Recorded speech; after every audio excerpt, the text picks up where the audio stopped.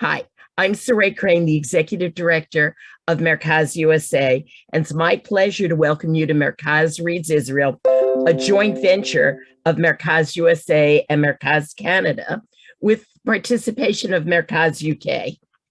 MERCAZ Reads Israel is a special book club whose goal is to give us some insight into the concerns and thoughts of Israelis today as expressed in contemporary Israeli literature.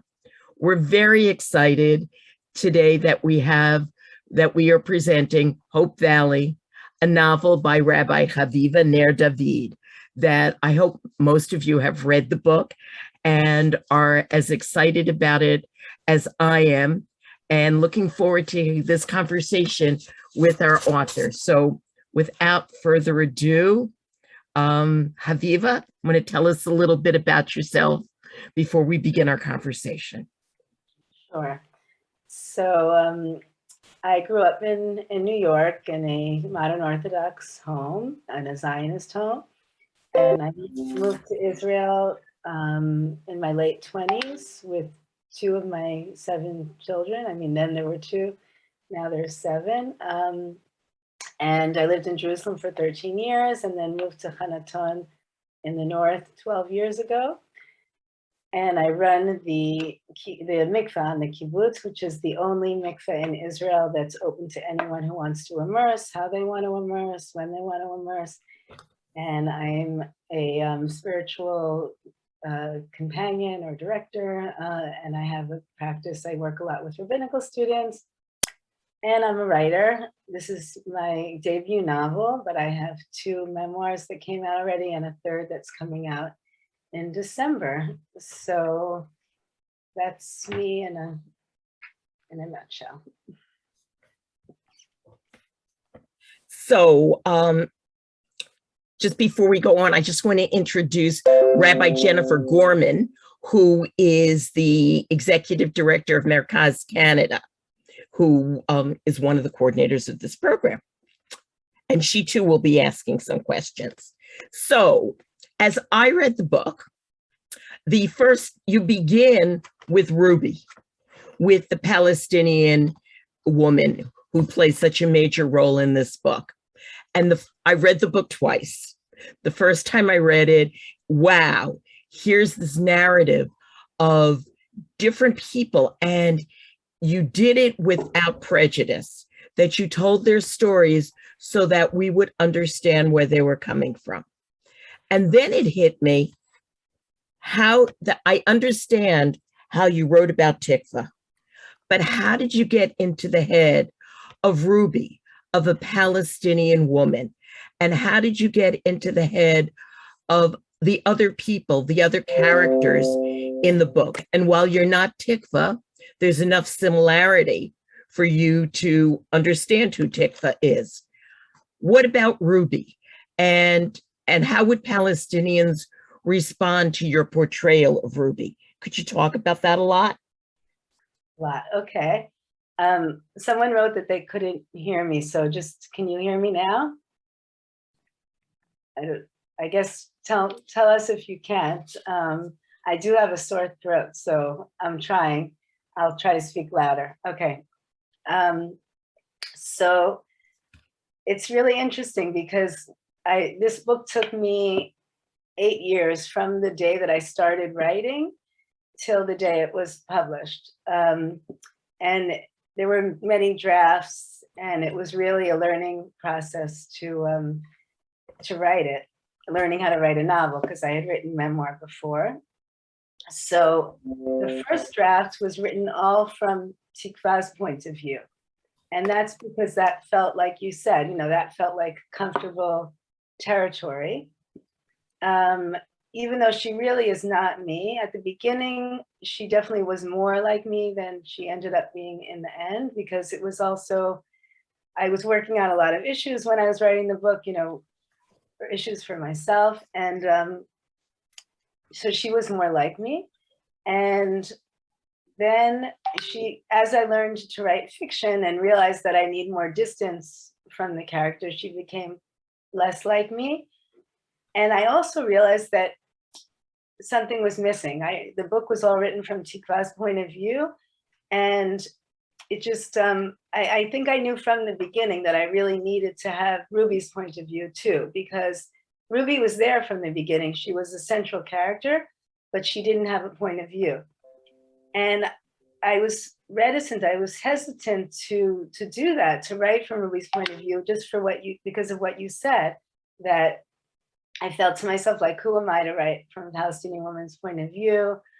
I didn't live that life. I have lots of friends who are Palestinian, but can I pull it off? It wasn't actually a question of, do I have a right? I think it was more a question of, can I do it well enough? And so as I sat with the book over those years, at some point, I think in the middle of the process, I said, you know what, I think I do need to do this, and I'm just going to try. And so I wrote some chapters from her point of view, and it actually flowed really easily. I think, first of all, I felt at that point that I knew her really well. I had created this character. No one knew her better than I did. And so that gave me the courage to just try it. And it flowed really easily. And I do feel like I know her. I feel like she's a part of me. And Jamal, the diary, that came even later. That was at a point where I realized I needed to have more conflict in the book, because fiction, I learned that you can't, like, this is interesting too, that in the beginning, the chapter where the two women meet in the valley, they became friends right away in the first draft. And then I realized, well, that's not going to get the readers to keep wanting to turn the pages. There needs to be conflict, there needs to be tension. And so like that, the idea of having this diary in the house just really heightened the conflict and the tension. And then I said, well, okay, there's this diary, why don't I excerpt it throughout the book? And I also said to myself, well, how can I write a diary from a man in 1948, like a 20-year-old man in 1948? And I also said, just try it, like, just go ahead and try it. And I did a lot of research. There was a lot of research that went into writing this book. And really surprisingly, that flowed really, really easily. And I think that's because there is a lot of me in Jamal. He's a writer and he's a dreamer. I do dream work in my spiritual counseling, and he's a dreamer and a writer, and he's very spiritual. And it just really flowed really nicely. So that is how I got into their heads, through research and through people that I know. As I said, I have a lot of Palestinian friends. And one big reason for writing this book was trying to give voice to that, to people who don't necessarily have access to the stories in the way that I do, this kind of personal way. And I really wanted to share those kinds of stories with readers, English readers. And so that was a way that I was really able to get into those shoes, is through hearing so many stories. I'm part of a narrative sharing group, a Palestinian-Israeli or Jewish Palestinian narrative sharing group, where what we do is we sit once a month, we sit and listen to a story of the person who's speaking that month.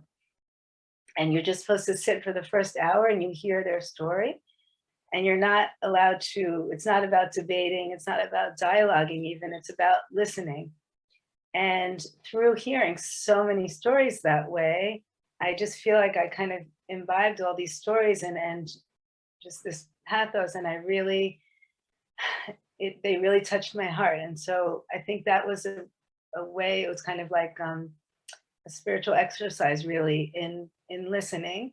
And then through that, I was able to really get into the characters, their feelings, their real deep feelings. So yeah, in some ways I feel like it was in some ways easier to write them than Tikvah, because I think I have more baggage around that, around being the Jew in Israel, and that's my story. And so in some ways it was easier to play another person's, role, or to get into their head and sympathize with them. So That makes a yeah. lot of sense. And was there more to that question that I didn't address yet? Yeah, I think you covered.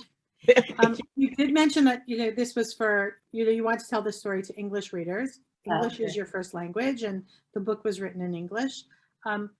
When you were writing, did you have a specific target audience? And if you could get this book translated into Hebrew and into Arabic, who do you think would read it? Okay. So the target audience, I know, publishers and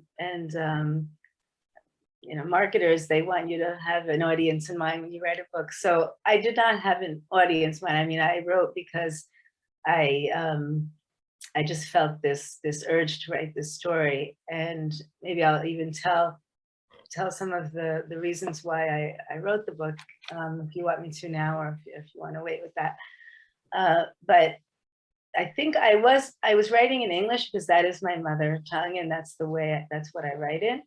So already that means that I was writing for an English readership, people who read English. It doesn't have to be their mother tongue, but they do need to be able to read English. So that already limits it somewhat. And the story, what really, the story I really wanted to tell from the beginning, when I was writing from Tikvah's point of view at the beginning, was the story of an immigrant who moves to Israel out of Zionist ideology, which is what I did. And I find that especially interesting because it's different than someone who was born here and grew up here, and my friends who were born here and grew up here. I see that the difference in that when you chose to live here, as I did, I came here because I believed in something. And so that feeling all of a sudden of coming with a certain ideology and then getting here and realizing that I was told only part of the truth, even though Israelis, I do have friends who grew up here, native Israelis, I guess you could call them, or whatever, but I'd say, but Jewish Israelis who grew up here, who also have that feeling because they grew up very much with a Zionist ideology too. And, especially those on kibbutz, and, it was like a very specific ideology. So a lot of them also feel that they weren't told the whole story. And I think it is coming out more and more in the press and in films. I saw a film that I recommend to everyone called The Blue Box, which is a documentary, and it covers some of that territory, but there's so much. So that was a story that I wanted to tell, and it is specifically an immigrant experience. So the fact that it's written in English, in some ways, I guess I was also speaking to the people, back where I grew up too, like, you sent me out here, and here I am, and this is what it's like. So there is that for sure. But I would like it to be translated into Hebrew and Arabic. And you need to bring a translated manuscript to publishers. So I would need the funding to have it translated, even though I speak Hebrew, but I don't write beautifully in Hebrew. And I think an audience would be, just people here who have said to me like that they would like to read the book, but their English isn't good enough, just people like that. And also, I think it would be a great tool for dialogue and discussion in university, university students, high school students, even and groups that are mixed groups of people who are native Arabic speakers and native Hebrew speakers who could read it at the same time and then discuss it. I think it would be a really, really great tool, especially because the book is not, I don't think it's one-sided. I hope, it'd be interesting to hear from people who have read it, who are in the audience, but, or from you too. I really, really feel that it's a very balanced book, and the fact that it's from the two different points of view really lends itself to that. And that was really the idea. The idea of the book was to show that there are these two narratives that stand side by side, and we can hold them both at the same time in the same book even. And I think because of that, I think the book is very unique in that way. And maybe because I was bold enough to go ahead and do it, because I've read a lot of books that are sympathetic, to the two narratives, but don't actually have the two narratives in the book, both written by Palestinians and written by Jews. So my hopes are that one day it would be translated. But also English is a language that a lot of people do speak and read. So I'm lucky that way that I have English as my mother tongue. So, and I do have Palestinian friends who have read the book. I think that was in the other question, right? So I do have some Palestinian friends whose English is very good. And so I'll tell you, I can read one comment or one endorsement that a friend of mine, Nadia, who the book is a conglomerate. The characters in the book are a conglomerate of many different people, and Nadia's father was one of the inspirations for the Jamal character. Also, a poet named Taha Muhammad Ali, who grew up in Sefaria, which is where Tzipori is right now. There's a wonderful book about him called Happiness. My happiness has nothing to do with happiness. And it's about him. And he was a poet. And that also inspired me for the Jamal character. So there is this issue, right, of appropriation. And so I did have a friend. My friend Nadia read the book before it came out, before it went to print, and she wrote this, which I'll read. Okay. I had the honor of reading this novel before it was published, checking for cultural and linguistic accuracy and offering my feedback as a Palestinian-Israeli with a similar life story and family history as Ruby's. And although much in the book is familiar, I wanted to keep reading and connect with the heart of every character, every event. With her unique sensitivity and open heart, Ner-David succeeds in describing and humanizing in a balanced and accurate manner the complex reality of two peoples sharing the same piece of sacred land, and each bringing to it a world and its fullness. Without encounters like Ner-David brings alive in this book, Palestinian and Jewish Israelis will never be able to see each other as human beings, for each lives with their own painfully true story. This novel and its title, Hope Valley, connect to the hope in my heart. One day we will find solace in pain and see each other as human beings before anything else, as do Ruby and Tikvah. I am grateful to Ner-David for this beautiful, moving, and powerful book. Her appreciation for the value of human connection shines through on every page. Trust in the author and start reading. You won't be sorry. So that was Nadia Giol, or Nadia Mahmoud Giol. I have another friend, Dina, who I can tell you about too, because she's a Palestinian friend of mine who lives in Israel, but she does not have Israeli citizenship, even though she's married to a Palestinian-Israeli and they have 4 children, but she has not yet been successful in obtaining citizenship. And her English is excellent. And she even does some writing in English. And she read the book and she told me she wanted to meet with me on Zoom after she read it. And I was kind of nervous about what she would think, especially of me writing from Ruby's point of view, and also about the end of the book, which I know most of you have read the book already, but I won't say exactly what happens at the end. But I was nervous about what she'd say, I guess about Tikvah staying in the house, that much I'll say.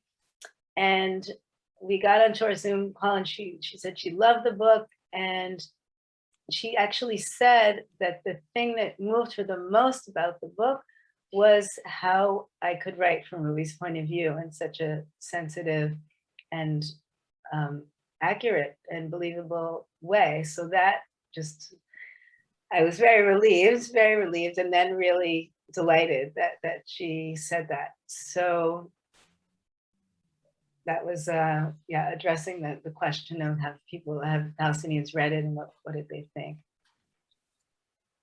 Can you talk a little bit about the reaction you've gotten from Israelis, in particular to the portrayal of Ruby and Tikvah and the relationship?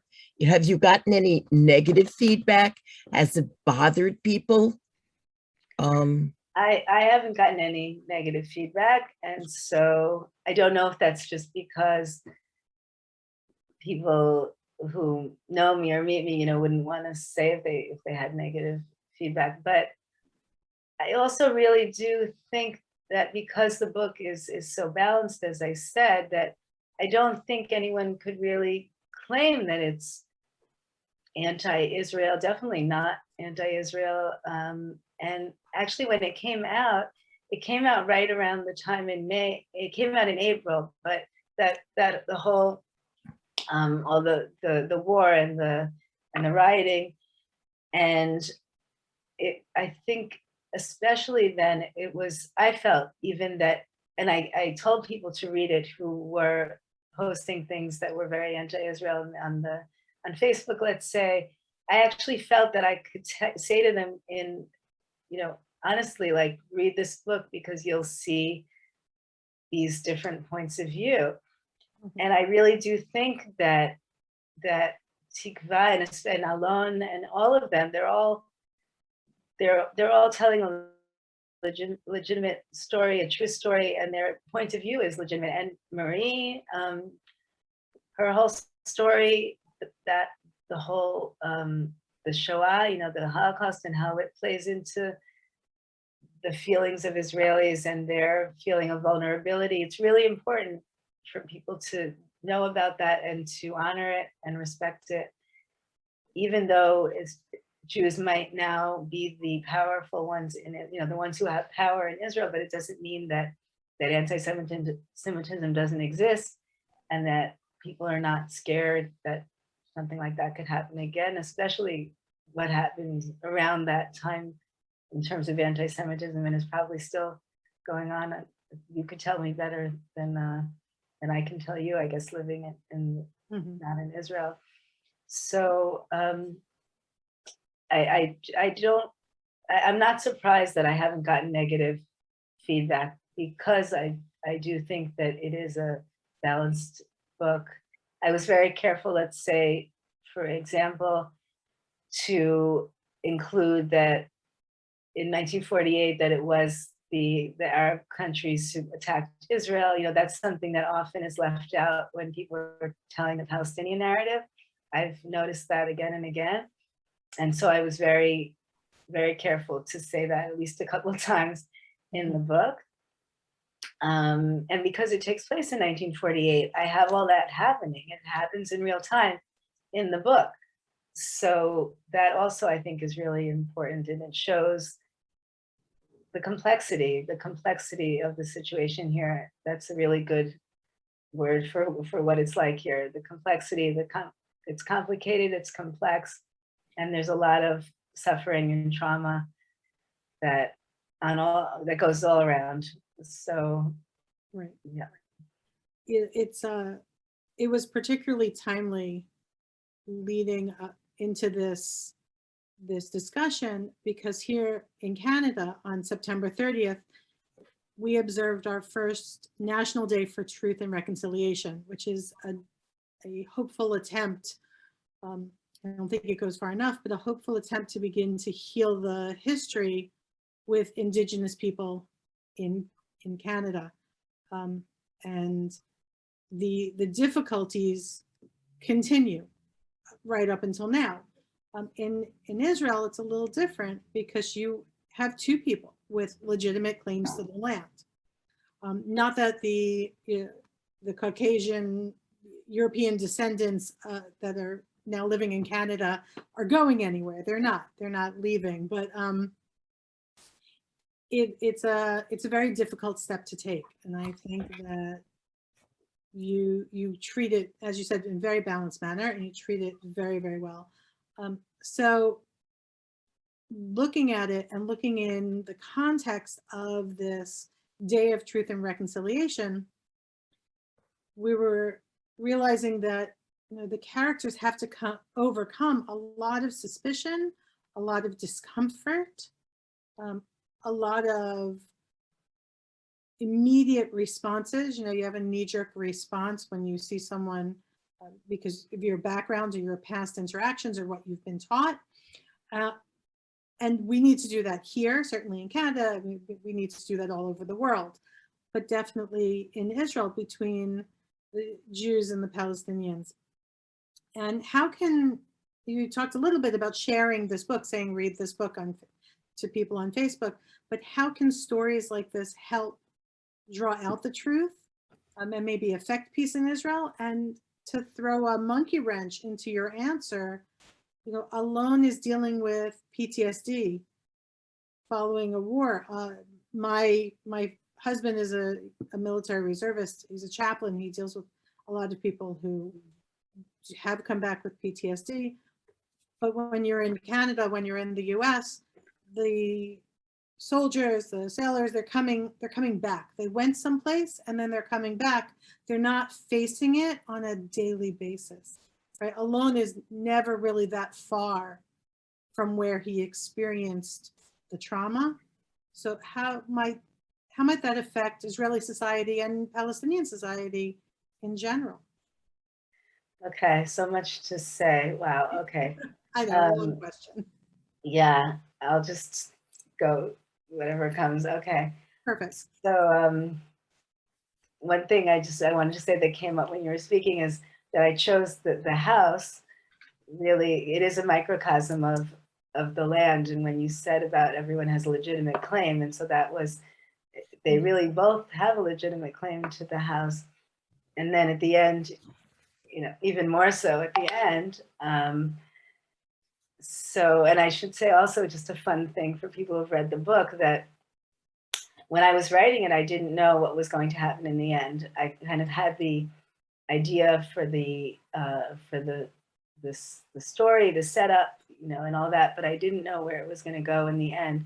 And so I was also surprised kind of at what happened in the end, because the story kind of led, and the characters led me to that. So it's a fun, and I was working out my own issues, in trying to figure out what Tikvah would do, and what she would do. Would she stay? Would she go? Would she stay with Alon? Would she stay in the house? Would she stay on the Moshav? And so now PTSD. So I purposely chose PTSD for Alon. First of all, because it is very common here in Israel, and because it is a big part of the book and of society in Israel in general.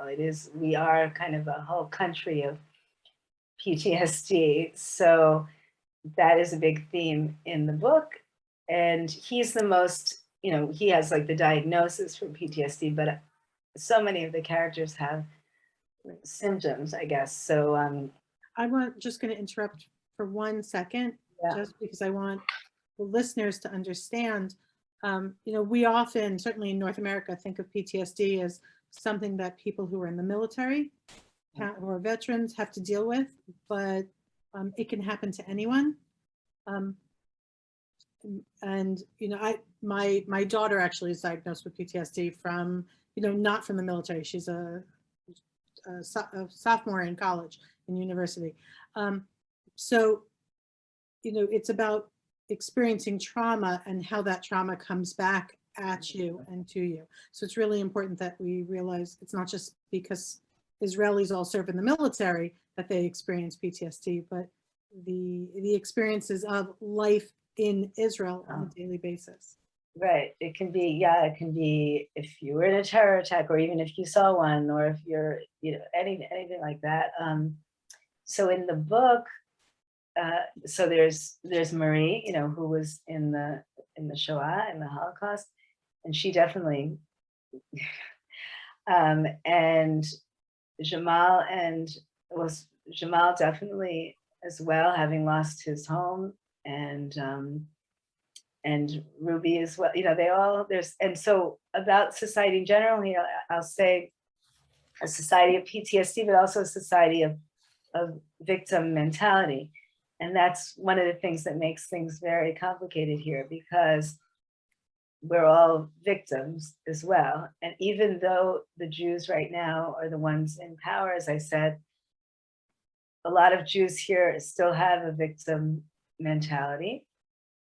And that especially comes out, and it came out in the war as well, that there were bombs being dropped, or rockets, I guess, missiles, and there was rioting, and people were scared. But a lot of my Palestinian friends didn't understand, like, what are you scared about? You're privileged, you have the power here. They really didn't get it. And that's really important for us to understand, that we might see ourselves as victims, but that's not the way that Palestinians see us. And so a lot of what needs to happen in this country is this people being able to get out of that victim mentality. It doesn't mean that there's nothing to be afraid of. It's just a certain, this victim mentality, Palestinians as well, in order to move on. And that's a big message in the book, is like, we need to all recognize each other's pain and suffering, and just hearing it recognized in a group setting, let's say, or, to have it acknowledged. To have it acknowledged is a huge, huge thing.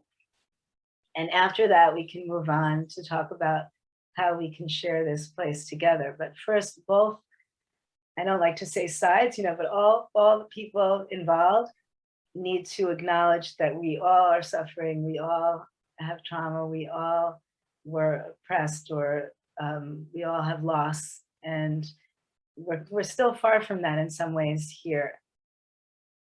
Even just the fact that the word Nakba is still, for some people, like, you can't use that word Nakba, and that's means that we're not acknowledging the other, the Palestinians' pain. But on the other hand, Palestinians also need to acknowledge the Shoah and all of that. And so that's a lot of the work that needs to be done. And you mentioned the Truth and Reconciliation. So this group that I'm involved with, what I call the narrative sharing group, the original name of it was in Hebrew, the group for Truth and Reconciliation, because it was modeled after, in South Africa, those groups that met. So it's interesting that you particularly mentioned that, and that's exactly what that group is about, just what you were describing. That group is about just listening and holding the other person's story, acknowledging their pain, and being able to hold it while also holding your own pain. And then when it's your turn to speak, they're supposed to do the same for you. And it is very, very healing, very healing. Thank you. So one of the things that really struck me about this book was the honesty in it, that you unpeel the myths, that you talk about, that people are exploring and people are trying to figure out, what really happened. And you need the myths. Israel as a new country needed the myth, and certainly post-Holocaust, that how do you create a country and how do you establish the state? And so, when you're talking about the different audiences and the reactions to it, certainly if you listen to younger people in the United States and to the younger generations, that you're raising a lot of the issues that we hear about all the time, and people trying to deal with Israel. And your book, I read your book in May. So first of all, I read it during the most recent difficult times in Israel. And the other thing is that MERCAZ is now creating a series that we're running, a program called Today's Zionists, Committed Yet Conflicted. And your book really plays right into that, because clearly we're Zionists. We love Israel. And your book hits on this theme completely, because it's not about walking away. It's not about not loving Israel. it's acknowledging that there are pieces in it. So there are a couple questions I wanted to raise with this, that first of all, you paint these two strong women who are the main characters in it, and that through their discussions and getting to know each other, and it's only two people, but it seems like it's a step toward getting people to understand each other and to reconcile, and that if you don't do that, you can't have a peace process, because what the book is about was people who come from very different places listening to each other and hearing what is said, and and that seems very realistic. So how do you think that these two sides can reconcile the narratives of Nakba versus independence, of the Palestinians feeling that they were kicked out and Israelis feeling that we've come home? How does this work out, and how do you embrace this? How does we move this forward? And what were you trying to do in this book, that it seems to be all about that effort? So I do believe that the answer lies in recognizing each other's humanity, and like I said, acknowledging each other's pain. I'm not going to give, like a political solution here. I'm not even sure that I have one necessarily. But I do believe that it can happen. I'm sure that there's a way for us to share this land. There's this part where Jamal says, why, like, we're all suffering, we're all victims. Why can't we work together instead of against each other? And I know it's, it probably sounds dreamy, but I do think that's part of the answer, is to decide to work together instead of fight against each other. And I, as a rabbi, maybe, that's part of my spiritual vision for the place, and playing out the whole biblical story as well of,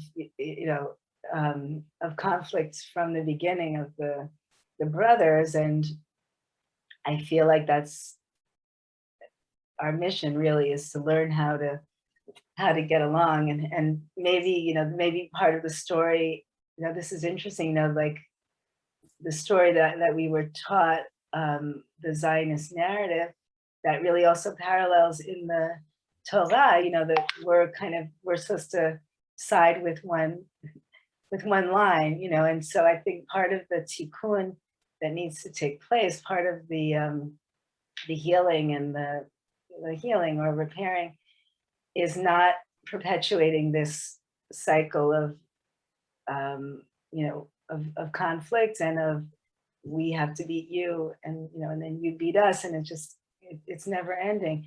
That's definitely one of the messages in the book, is that history will keep repeating itself if you don't change. And so I do see I think there's a point at which Ruby talks about a spiral, and I see it as that as well, as where, like, there's a spiral that history does keep repeating itself, and you see that in the book. And that was a really fun thing when I was writing it too, because you have the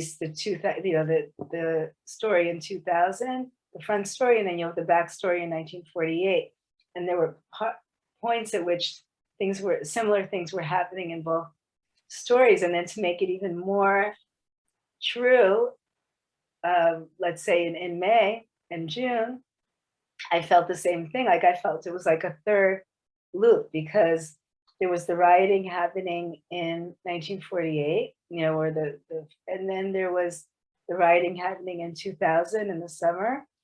And then there was the rioting happening here, outside my window, I was hearing the rioting, and so history does keep repeating itself. And the question is, how can we stop that kind of vicious cycle? And I did want the reader to walk away feeling hopeful. And that was, I did feel like the story at the end is a kind of a tikkun, a repair of what happened in 1948. It might not be solving the whole problem, but it is a step forward. You know, the fact that in the 48 story, the love story, you know, is a tragic love story, but then in the 2000 story, you know, there actually is a love story that, you know, there's a couple that does end up staying together.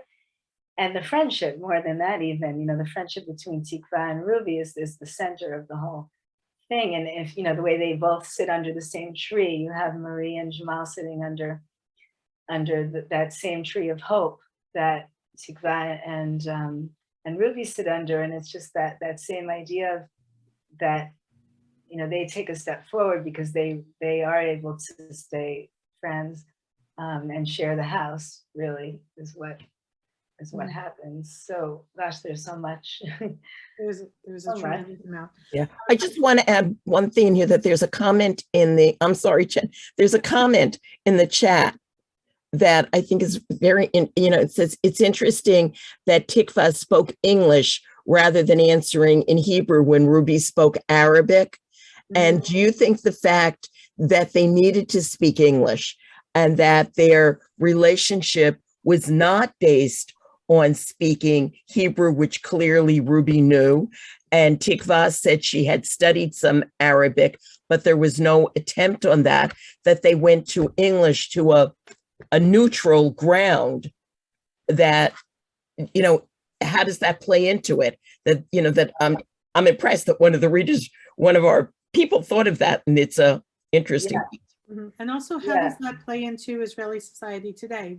Whether people know the other language. Yeah, it's a very big issue. So yeah, in the book I had that on purpose, that they had this language that they could speak that's a neutral language, because the languages are very loaded. You know, there's the fact that, and that actually is talked about in the book. Ruby, in her point of view, she's like, I'm not going to speak the language of the oppressor. And I feel that too. I've been trying to learn Arabic for I don't know how long, a long time. It's a difficult language, and that's not my big talent, is languages. And it's, you know, the attempt to do it even really touches a lot of Arabic speakers when they see that you're at least trying, and that you don't have this kind of like superior attitude, like, here we are in Israel, we're going to speak Hebrew, you know. And there's a movement now in Israel of Hebrew speakers really trying to learn Arabic. It's definitely taking off. So that's a positive step. My younger kids went, and one is still there. My youngest is still there to an elementary school here that's part of a chain called the Yad B'Yad, or the Hand in Hand schools. And those are bilingual schools where there's two teachers in the front of the classroom, one who speaks Arabic and one who speaks, Hebrew. And the two languages are spoken in the classroom all the time. So and there's 6 of those schools now. There was 1, and then 2 and 3, you know, and now there's 6. So that's the fact that there's more, not less, is definitely a positive move. So, but there was definitely that the fact that both of them spoke English and both of them spent time outside the country was not just so happens. You know, that was a purposeful thing that I put in the book, because it gives them both kind of a distance from it, and a different experience that they can bring. And they're, you know, the fact that they both saw how things could be different, although not so different. You know, as you pointed out, in Canada has its own story, and the United States has its own story. You know, a lot of places have these different complicated stories. But the fact that they both kind of had some distance from it, and that they could speak in a different language to each other that wasn't the language of the oppressor, and Tikvah's Arabic was not good enough to be able to speak to Ruby. So that often is the case. I know in the school, so the Arabic speaking kids, they tend to become fluent in Hebrew when the time they graduate in 6th grade. And the not Israeli, they're all Israeli, the Hebrew speakers, the ones who live in places where it's mostly Hebrew speaking and in homes that are mostly Hebrew speaking, they do, like my children, they understand a lot of Arabic and they can speak some Arabic, but they're not fluent in Arabic.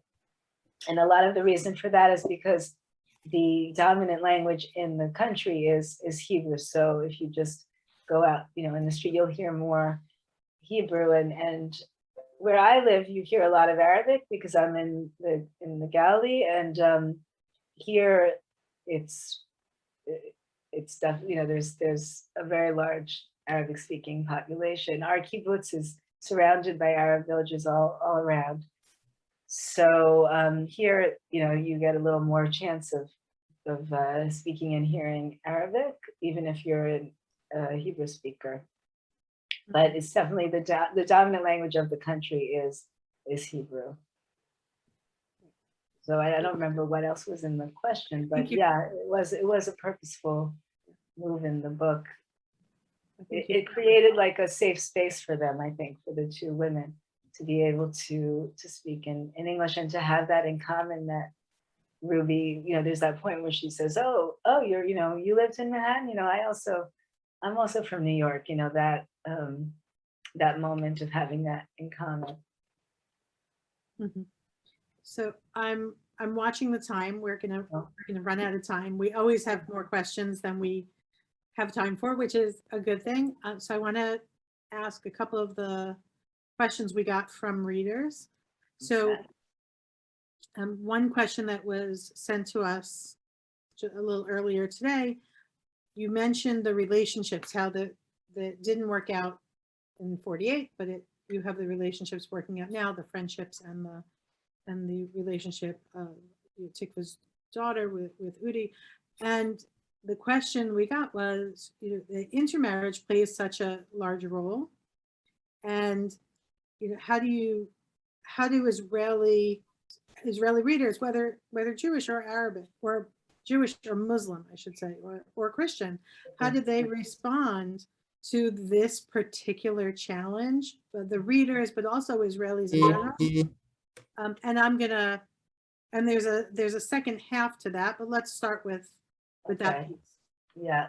And I just want to say that if we have time at the end, I'd like to tell the story of what kind of gave me the seed of the idea for the book, because it's a nice story, and maybe I can end on that. The question, how common is it? Well, so I do think that at least, where the circles that I move in, that there is more interaction between Arabic speaking and Hebrew speaking people, and there's more barriers being crossed. It's interesting because at the same time, there's always backlash. So there is more of this mixing going on, but then at the same time, you have, in some ways, society is getting more reactionary. I think you probably have that, and I'm sure you have that. I don't know about Canada, but I know about the United States, that at the same time, there's so much progress, liberal progress, all that. There's so much of that, and then you have so much coming from from the other side. So this backlash, I guess, is what I would call it. So you have that here as well, and so in some ways, society is getting more segregated, and in some ways, it's getting less segregated. It's hard to wrap my head around exactly, because I know, like, people in my area, in some of the discussions that we have, so people have said, oh, when I was growing up, let's say when I'm 52, so maybe people around my age, we recently had a group with some women in Kanaton and some women in Kfar Manda, which is the Arab village across the road, got together right after, or maybe it was even during the war. And one woman was saying that she felt that when she grew up, there was so much more interaction between the Palestinian Israelis and the Jewish Israelis. So that's really interesting. And it might be, but I can say for sure that there's so many organizations that are working toward this, like building bridges, and not all of those existed before. It's definitely a trend. There's just so many I can't even, I could tell you some of the ones that I am more familiar with, but there's like on top of, let's say, standing together on Omdim Yachad, which is something that I'm involved with, or bereaved families, forum, or Lochamim L'Shalom, combats for peace, I think it's called, something like that, or women wage peace, all of these things. There's also all these organizations like, tennis for peace and baseball for peace and squat. I mean, it's like anything you really, I'm not even not making light of it. I mean, those all really, really do exist. So there is so much of that going on, and this attempt to build a shared society. So like one positive thing in the war in May was that in 2014, when all of this racism was going on in the in society here, people just really retreated back into their little space. That I felt that retreat really, really, really strongly. And this time, there were so many of these organizations in place, and also social media helped too, so that when the rioting started, this cry went out, like, let's go out to the streets and demonstrate against the rioting. And you had people going to street corners and holding signs saying, we stand together, and Arabs and Jews refuse to be enemies. And I think the fact that there's all this bridge building before, from 2014 till now, that there was this network in place, so that it was easy to kind of send out the call and say, let's stand against this. And that is definitely, and I'm not the only one who said that, I've heard many people say that was very different this time, and then it's a really positive change. So I do think that there is more of this bridge building and shared society building, is what we here call it, and I think in probably there too, that's what it's referred to, right? So building Chayim Meshutafim, they used to call it coexistence, and people don't use that now.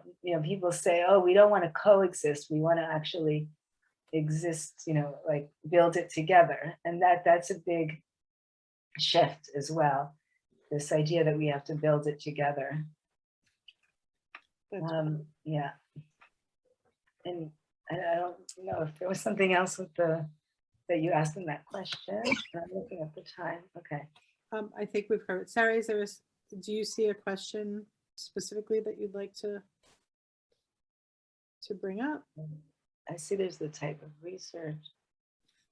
Yeah, someone had asked about the research you did for. Yeah, so I said before, like a lot of it was personal testimony. So hearing stories. I could tell you so many stories that really touched me. And a lot of it was hearing stories, a lot of them from this village of Safaria that was where Tzipori is today.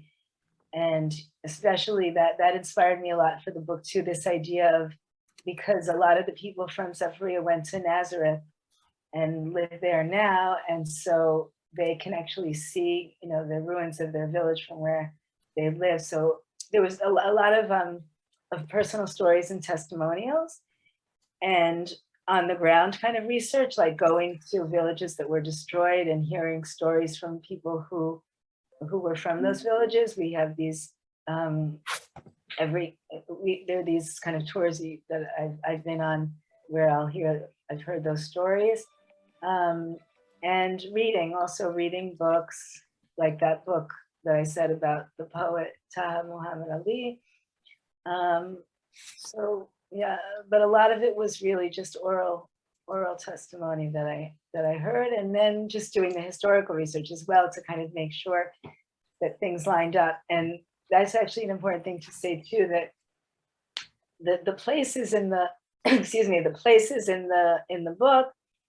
So the major cities I kept as Haifa and Afula and Yaffo, but the Moshav and the kibbutz and the Arab villages, those are all fictionalized. And what I did mostly was I took stories of real villages that existed, or Moshavim, and just combined a lot of it. So because I wanted to have the freedom to play with the story, to heighten the drama and all of that. And so that's why, it's a novel. And so that I had that freedom to be able to do that. But I don't think there's anything in the book that is not plausible, and it's all based on real stories. So like the massacre in the mosque.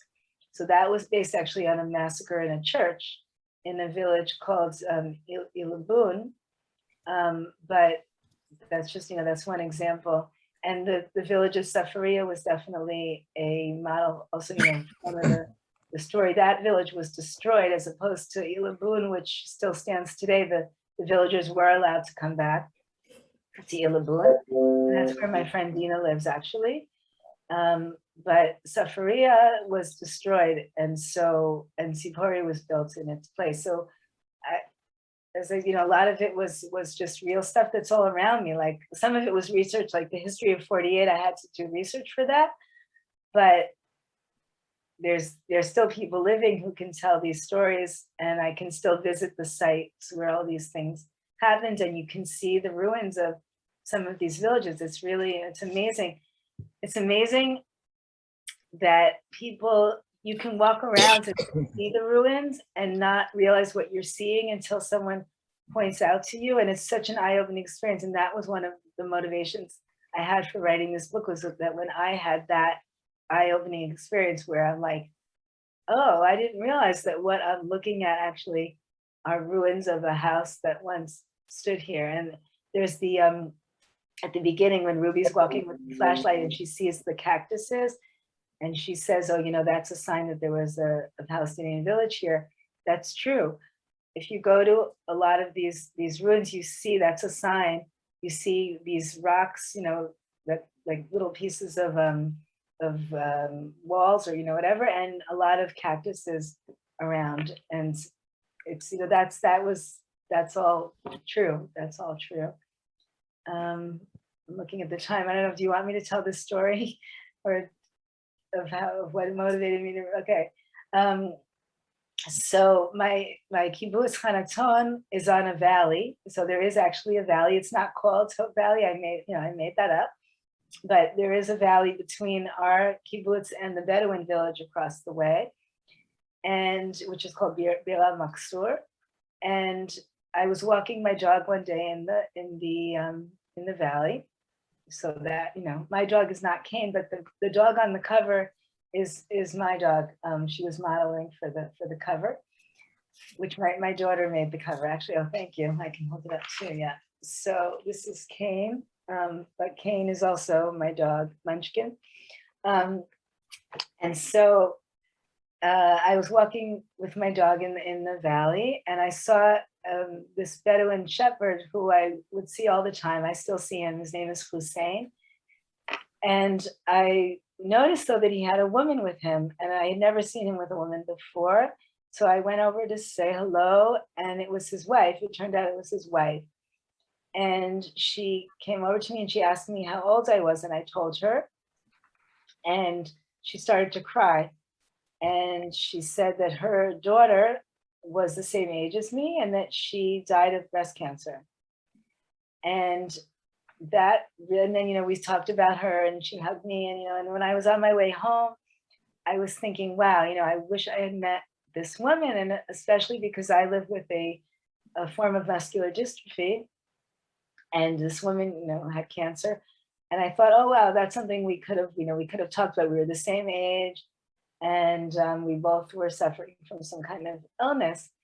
And I was like, it's such a shame that I didn't actually meet her. And then I said, well, wow, let's say I had. And then my imagination started, running wild. And that's how I had the idea for the book. So, yeah. So we have 3 questions, and we really need to end. So I'm going to ask you one, which I hope is a quick question. Are you familiar with the work of Rachel Karazim? Of course, yeah.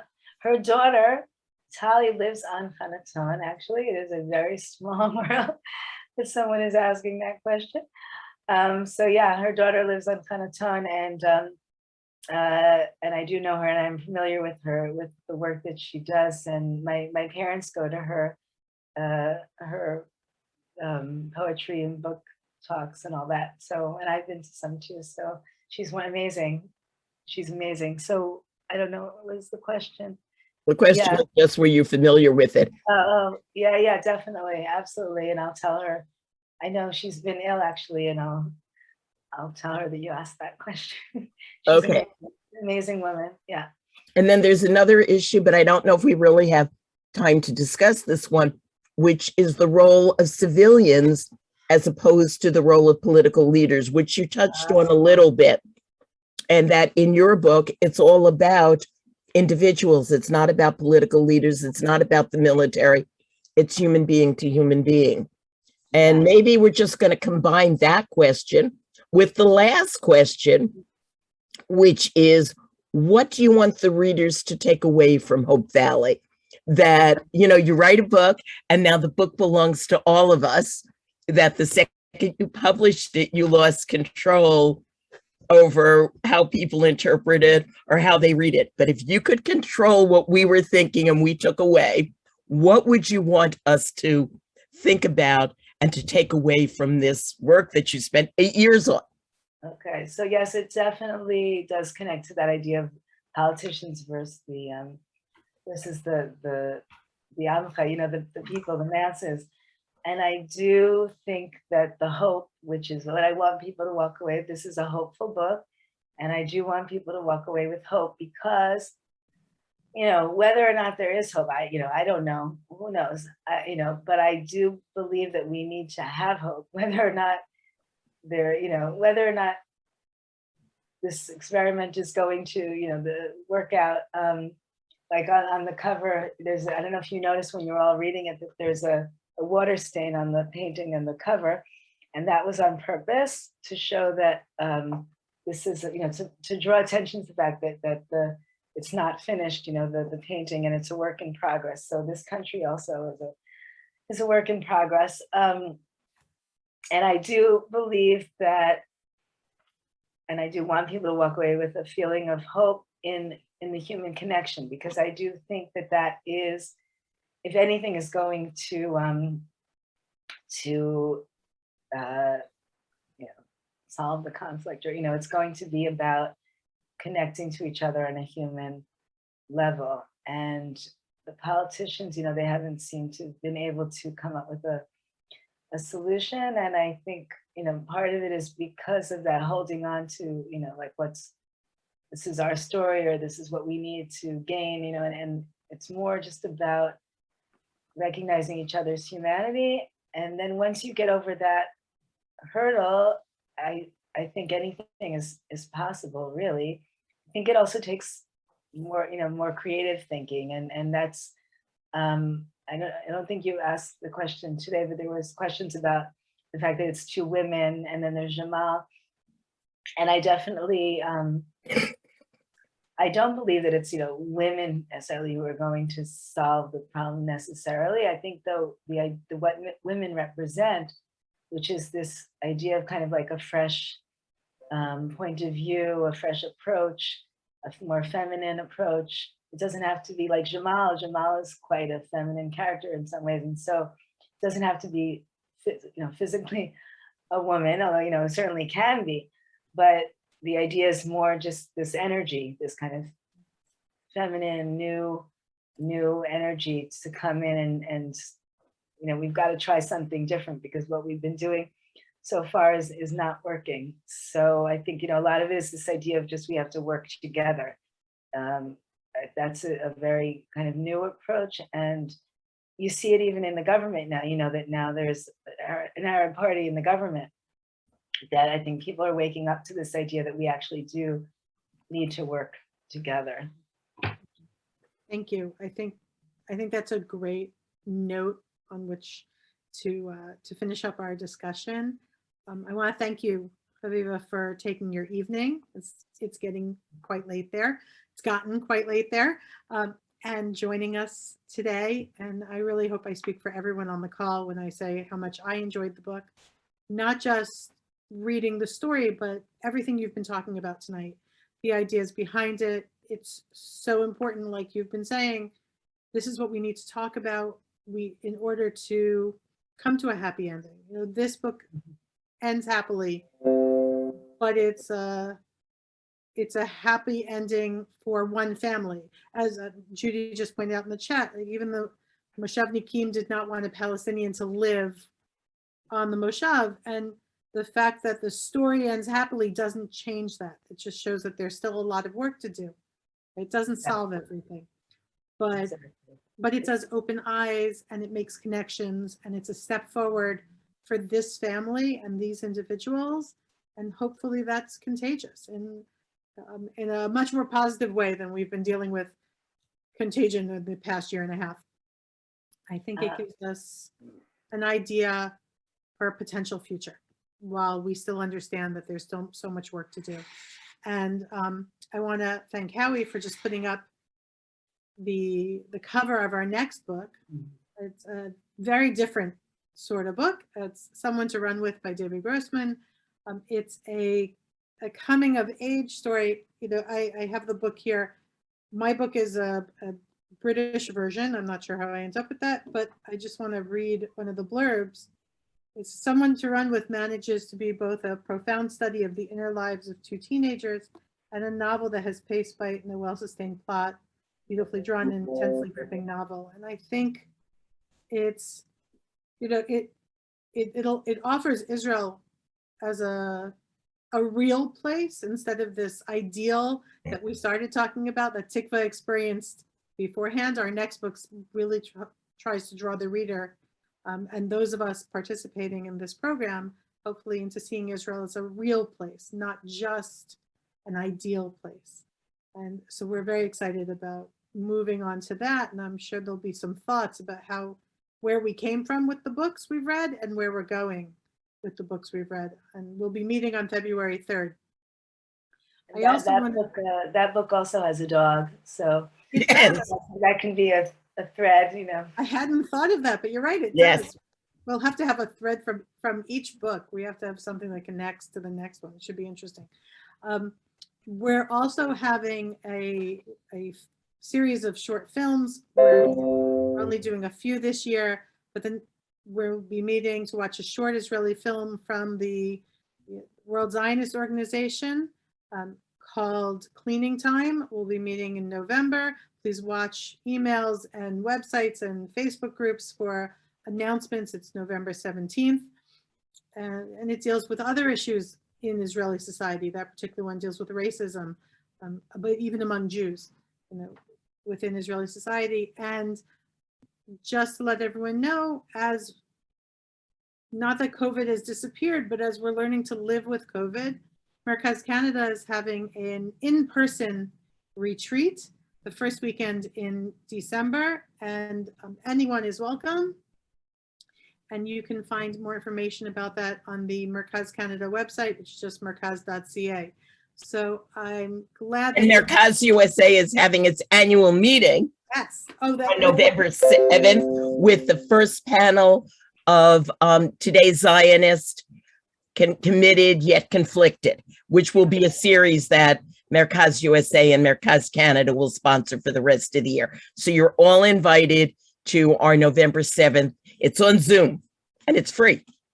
Yeah, so you can find that information will be on our websites, on our Facebook pages, and posted in the MERCAZ Reads Israel Facebook group as well. So I hope that this expands to so many more discussions about all of these issues, and that we can really have realistic and truthful discussions about Israel to learn and make sure that we continue to be Zionists. So Haviva, thank you so much for sharing your evening with us. It's really greatly appreciated. I wish you and everyone a Shabbat Shalom.